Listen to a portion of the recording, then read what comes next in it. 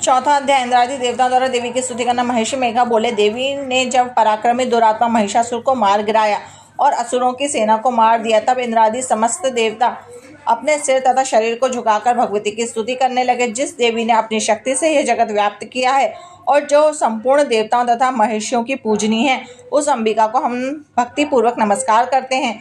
वे हम सबका कल्याण करें। जिस अतुल्य प्रभाव और बल का वर्णन भगवान विष्णु, शंकर और ब्रह्मा जी भी नहीं कर सके, वही चंडिका देवी इस संपूर्ण जगत का पालन करें, अशुभ भय का नाश करें। पूर्ण आत्माओं के घर में तुम स्वयं लक्ष्मी रूप हो, पापियों के घर में तुम अलक्ष्मी रूप हो। सतकुल में उत्पन्न होने वालों के लिए तुम लज्जा रूप होकर उनके घरों में निवास करती हो। हम उस दुर्गा भगवती को नमस्कार करते हैं। हे देवी, इस विश्व का पालन करो। हे देवी, हम तुम्हारे अचिंतन रूप का किस प्रकार वर्णन करें। असुरों के नाश करने वाले भारी पराक्रम तथा समस्त देवता और दैत्य के विषय में जो तुम्हारे पवित्र चरित्र हैं, उनको हम किस प्रकार वर्णन करें। हे देवी, त्रिगुणात्मिका होने पर भी तुम संपूर्ण जगत की उत्पत्ति का कारण हो। हे देवी, भगवान विष्णु, शंकर आदि किसी भी देवता ने तुम्हारा पार नहीं पाया है।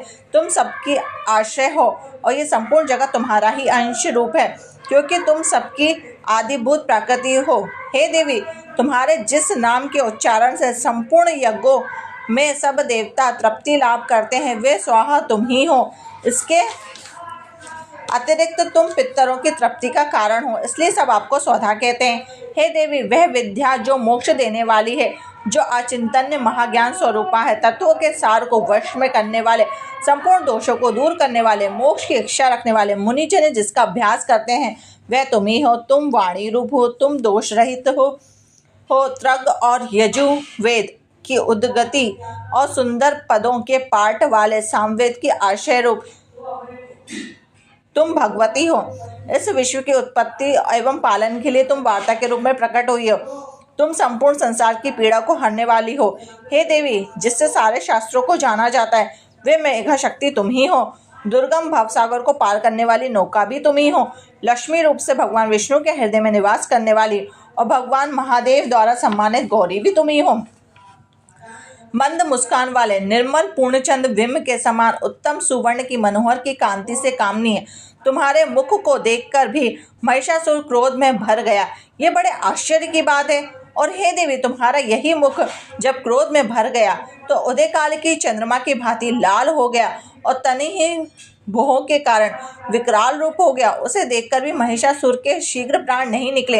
ये बड़े आश्चर्य की बात है। आपके कुपित मुख के दर्शन करके भला कौन जीवित रह सकता है। हे देवी, तुम्हारे कुपित मुख के दर्शन करके भला कौन जीवित रह सकता है। हे देवी, तुम हमारे कल्याण के लिए प्रसन्न हो। आपके प्रसन्न होने पर ही इस जगत का अभ्युदय होता है, और जब आप क्रुद्ध हो जाती हो तो कितने ही कुलों का सर्वनाश हो जाता है।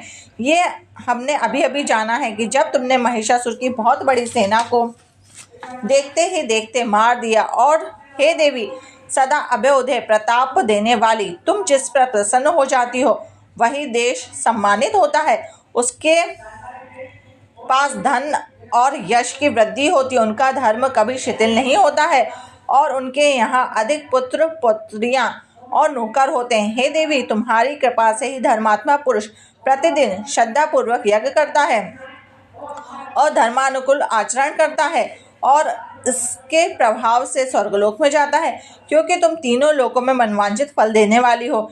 हे महादुर्गे, तुम स्मरण करने पर संपूर्ण जीवों के भय को नष्ट कर देती हो और स्थिर चित्त वालों के द्वारा चिंतन करने पर मोह में और अत्यंत मंगल देती हो।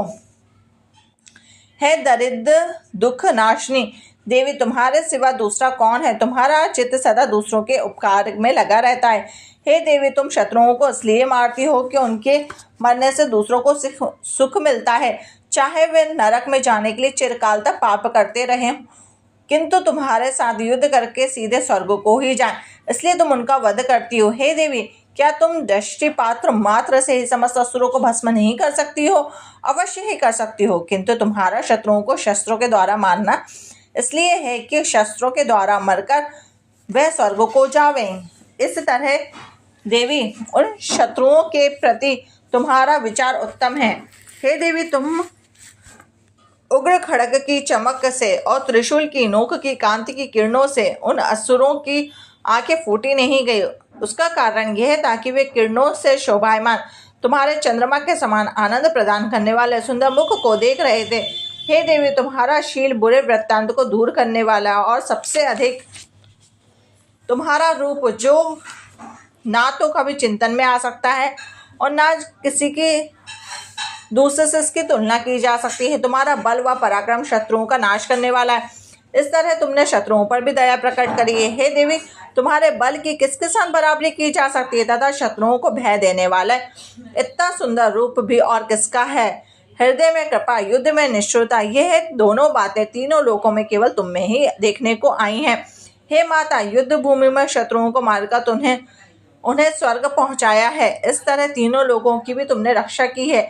उन्मत्त असुरों से जो हमें भय था उनको भी तुमने दूर किया है। तुमको हमारा नमस्कार है। हे देवी, तुम शूल तथा खड़ग से हमारी रक्षा करो, घंटे की ध्वनि और धनुष की टंकार से भी हमारी रक्षा करो। हे चंडिके, अपने शूल को घुमाकर पूर्व पश्चिम उत्तर दक्षिण दिशा में हमारी रक्षा करो। तीनों लोकों में जो तुम्हारे सौम्य रूप है तथा घोर रूप है उनसे हमारी रक्षा करो। इस पृथ्वी की रक्षा करो। हे अंबिके, आपके कर पल्लवों में जो खड़ग, शूल और गदा आदि शस्त्र शोभा पा रहे हैं उनसे हमारी रक्षा करो। महर्षि बोले कि इस प्रकार जब सब देवता ने जगत माता भगवती की स्तुति की और नंदन वन के पुष्पों, गंध, अनुरूपों द्वारा उनका पूजन किया, फिर सबने मिलकर सुगंधित धूप दीप नैवेद्य अर्पित किया, तब देवी ने प्रसन्न होकर देवताओं से बोला, हे देवताओं, तुम सब मुझसे मनवांछित वर मांगो। देवता बोले, हे भगवती, तुमने हमारा सब कुछ कार्य कर दिया, हमारे लिए कुछ भी मांगना बाकी नहीं रहा, क्योंकि तुमने हमारे शत्रु महिषासुर को मार डाला है। हे महेश्वरी, तुम इस पर भी यदि हमें कोई वर देना चाहती हो तो बस इतना वर दो कि जब जब हम आपका स्मरण करें तब तब आप हमारी विपत्तियों को हरण करने के लिए हमें दर्शन दिया करो। हे अंबिके, जो कोई भी तुम्हारी स्तुति करे उनको तुम वित्त, समृद्धि और वैभव देने के साथ उनके धन और स्त्री आदि संपत्ति को भी बढ़ावे, सदा हम पर प्रसन्न रहे। महर्षि बोले, हे राजन, देवताओं ने जब जगत के लिए अपने लिए इस प्रकार का प्रश्न किया तो बस तथास्तु कहकर देवी अंतर ध्यान हो गई। हे भूप, जिस प्रकार तीनों लोगों का हित चाहने वाली भगवती देवताओं के शरीर से उत्पन्न हुई, वह सारा वृत्तांत मैंने तुम्हें कह सुनाया है।